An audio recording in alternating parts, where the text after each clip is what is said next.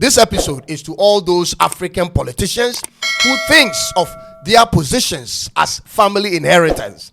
I want you to know, ladies and gentlemen, it is not your family inheritance. And what happened to others is bound to happen to you.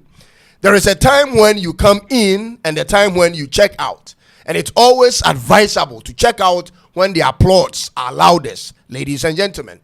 I want you to come with me as we run through all the heads of states across Africa who we once perceived as strong but later became drunk on power and where they are now. I will do a roll call of the presidents on this list, and you try to remember what happened with these presidents and where they are today.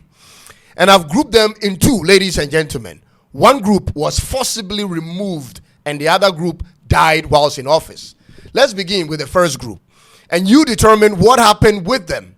Where is Moussa Traoré of Mali, the man who sat in office for 23 years? What happened with him, ladies and gentlemen? Where is Omar al-Bashir of Sudan? He stayed as president for 3 decades. What happened with that man? What happened with Blaise Compaoré of Burkina Faso, who was for 27 years occupying the presidential seat in Burkina Faso?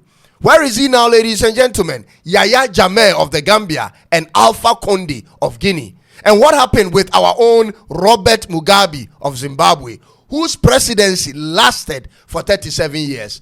Where are all these great personalities today, ladies and gentlemen? Do you remember?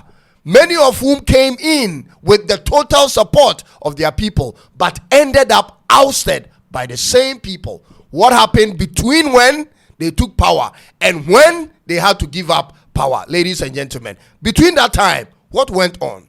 For some strange reasons, people easily forget themselves and the cause for which they fought for, ladies and gentlemen. They take over power with the support of the people, with the intention of bringing in change that the people want. And instead of going about bringing that change, they rather get used to the lifestyle of being the number one in the country and end up corrupting themselves. This is the story of the names I've just mentioned. And if you remember, President Mugabe had to be forced by the army to resign and later died. Alpha Conde, Omar al-Bashir, Moussa Traoré, and Ali Bongo Ondimba of Gabon all suffered coups, ladies and gentlemen.